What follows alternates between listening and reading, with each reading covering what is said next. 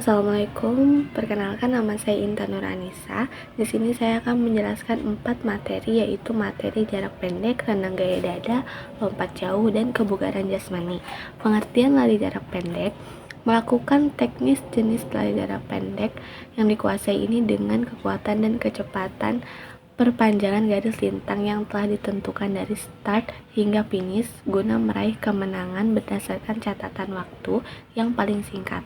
Pelari jarak pendek disebut sprinter. Ada 3 jenis dalam lari jarak pendek, yaitu start pendek, start menengah, dan start panjang. Teknik lari jarak pendek ada fase topang, mendarat pada telapak kaki, lutut kaki. Topang bengkok harus minimal pada saat amortisasi. Kaki diayun dipercepat, pinggang, sendi, lutut, dan mata kaki, dan kaki topang harus diluruskan. Kuat-kuat pada saat bertolak, paha kaki ayun naik dengan cepat ke suatu posisi horizontal. Dan ada fase melayang, mengayunkan lutut kaki, bergerak ke depan dan ke atas.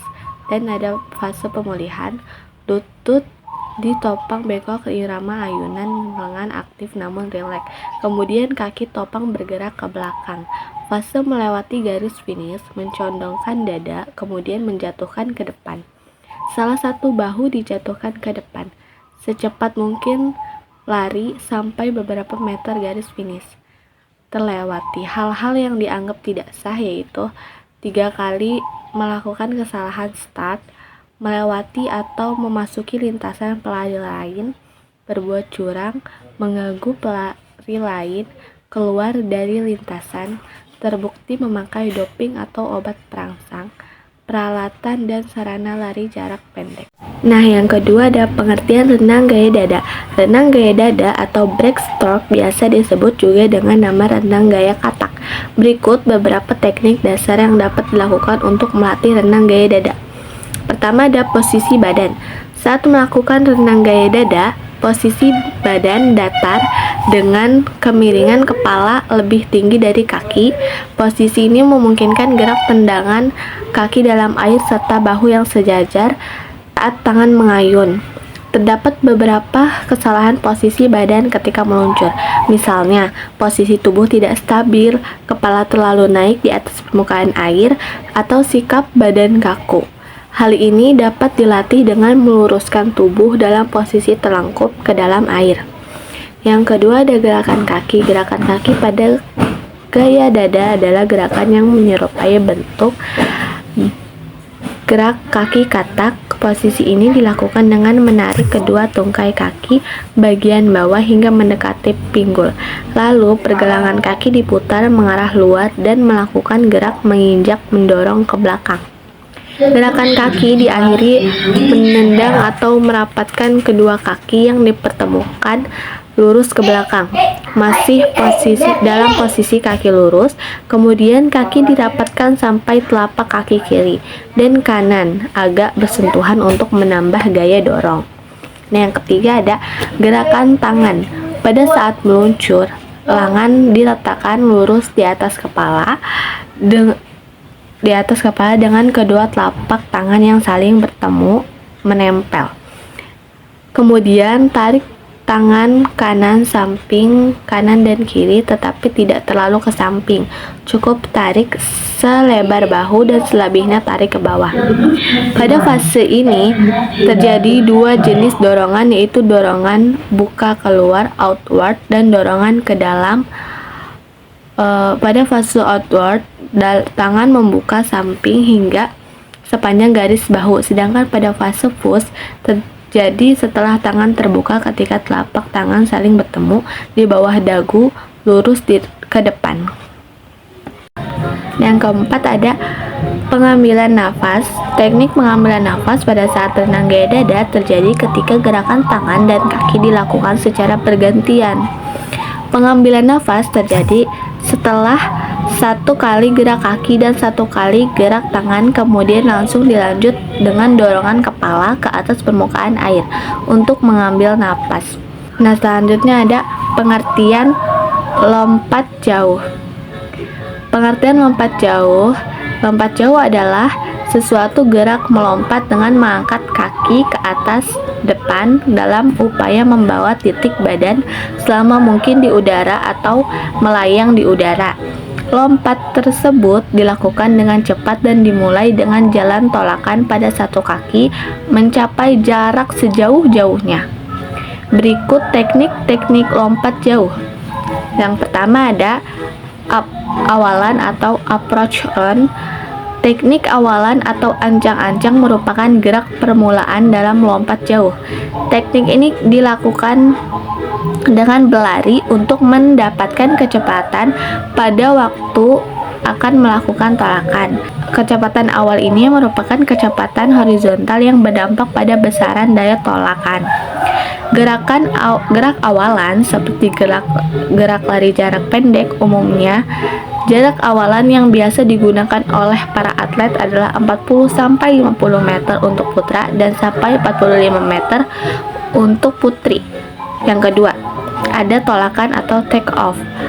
Tolakan merupakan gerak perubahan atau perpindahan dari gerakan horizontal menjadi gerakan vertikal.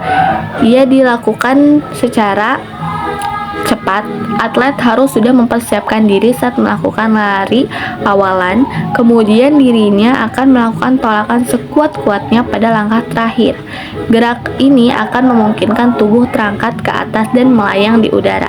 Pada tahap ini yang perlu diperhatikan adalah kondisi menolakkan kaki sekuat-kuatnya. Tepat pada tolakan, kaki di belakang diayunkan sekuat-kuatnya ke depan dan dibantu gerak ayun tangan dari belakang, depan, atas juga. 3. Sikap badan di udara atau action in the air. Sikap badan di udara sangat erat kaitannya dengan kecepatan awal dan kekuatan tolakan. Tubuh ketika lepas dari papan tolakan dipengaruhi oleh kekuatan yang sebagai gaya penarik bumi. Salah satu usaha untuk mengatasi gaya tersebut perlu gerak awalan dan tolakan. Semakin cepat awalan dan semakin kuat tolakan, maka tubuh akan semakin lama melayang di udara. Kedua kecepatan tersebut dipadukan dan menghasilkan resultante yang menentukan lintasan dari titik berat badan atlet. Yang keempat ada sikap mendarat atau landing. Sikap mendarat adalah gerak yang dilakukan pada waktu mendarat kedua kaki. Cara mendarat yang benar pada lompat jauh adalah sesaat sebelum mendarat. Kedua kaki dibawa ke depan sehingga tungkai lurus dengan jalan mengangkat paha ke atas. Posisi badan saat akan mendarat adalah dibungkukkan, kedua tangan diayun ke depan, serta tungkai bagian diluruskan ke depan. Selanjutnya, kedua kaki mendarat dengan bagian tumit terlebih dahulu, kemudian mengepar dengan cara menekuk kedua lutut dan posisi badan saat mendarat dalam lompatan. Dan posisi badan saat mendarat dalam lompat jauh yang benar adalah badan condong ke depan dengan menumpukan berat ke depan. Hal-hal yang perlu dihindari dalam lompat jauh adalah pertama, langkah menjadi lebih panjang atau pendek tepat sebelum lompat. Yang kedua, kurangnya kecepatan saat melakukan tolakan dengan tumit. Yang ketiga, badan miring jatuh ke depan atau ke belakang. Keempat, fase melayang tak seimbang. Yang kelima, ada gerak kaki yang prematur atau tak cukup angkatan kaki saat melakukan pendaratan. Yang keenam adalah satu kaki turun mendahului kaki lain saat melakukan pendaratan. Nah, yang keempat adalah materi pengertian kebugaran jasmani. Nah, pengertian kebugaran jasmani adalah kemampuan seseorang untuk menjalankan aktivitas kehidupan sehari-hari dengan ringan dan mudah tanpa merasakan kelelahan dan berarti serta masih mempunyai cadangan tenaga untuk melakukan kegiatan yang lain. Nah, yang pertama ada manfaat kebugaran jasmani. Berikut ini beberapa manfaat yang diperoleh dari kebugaran jasmani, yaitu Yang pertama ada meningkatkan sirkulasi darah dan sistem kerja jantung. Yang kedua ada meningkatkan stamina dan kekuatan tubuh. Yang ketiga ada memiliki kemampuan pemulihan organ tubuh secara tepat. Nah, yang keempat ada memiliki respon tubuh yang cepat dan tepat, mengurangi risiko kelebihan berat badan atau obesitas. Yang kelima ada mencegah penyakit jantung. Yang keenam menurunkan tekanan darah tinggi. Dan yang ke-7 ada meningkatkan energi.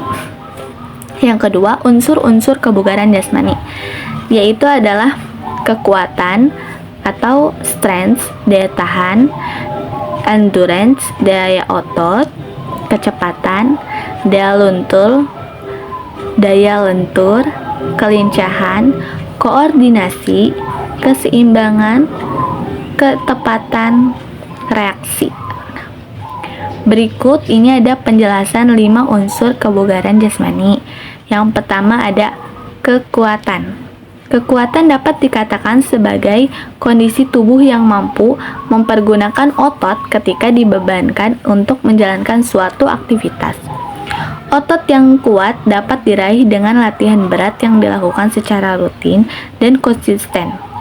Kekuatan atau strength merupakan satu di antara unsur utama dari kebugaran jasmani. Yang kedua ada daya otot. Daya otot atau muscular power adalah unsur kebugaran jasmani yang berkaitan dengan kemampuan otot untuk mendukung aktivitas fisik sehari-hari. Daya otot berkaitan dengan sistem anaerobik dalam proses pemenuhan kebutuhan energi. Daya otot dapat dilatih dengan beberapa latihan untuk melatih otot-otot utama tubuh manusia. Yang ketiga ada daya tahan. Daya tahan berkaitan langsung dengan stamina atau kemampuan melakukan aktivitas dalam jangka waktu yang lama. Daya tahan membutuhkan latihan yang kompleks karena berkaitan dalam meningkatkan kinerja paru-paru, jantung, dan sistem peredaran darah serta kekuatan otot. Latihan untuk meningkatkan daya tahan dapat berupa jogging atau lari dengan durasi sekitar 30 menit setiap harinya. Yang keempat ada kecepatan. Kecepatan adalah kemampuan untuk melakukan suatu gerak dalam periode yang singkat. Makin sedikit waktu yang dibutuhkan, dapat disimpulkan seseorang tersebut memiliki kecepatan yang bagus. Satu di antara latihan kecepatan yang sangat mudah untuk dilakukan adalah latihan lari. Yang kelima ada kelincahan. Kelincahan merupakan kemampuan tubuh dalam menyesuaikan gerakan dari satu posisi ke posisi lain, seperti dari depan ke belakang atau dari kiri ke kanan, untuk melatih kelincahan tubuh dan melakukan beberapa jenis latihan fisik, yakni lari naik turun anak tangga dan lari dengan zigzag. Adapun fungsi dan tujuan kebugaran jasmani yaitu: yang pertama, meningkatkan sirkulasi darah, sistem saraf, dan fungsi jantung, meningkatkan komponen kelenturan, stamina, dan kecepatan, mempercepat pemulihan fungsi organ tubuh setelah berlatih atau pada kondisi-kondisi tertentu, misalnya ibu hamil, orang tua, dan pemulihan setelah sakit.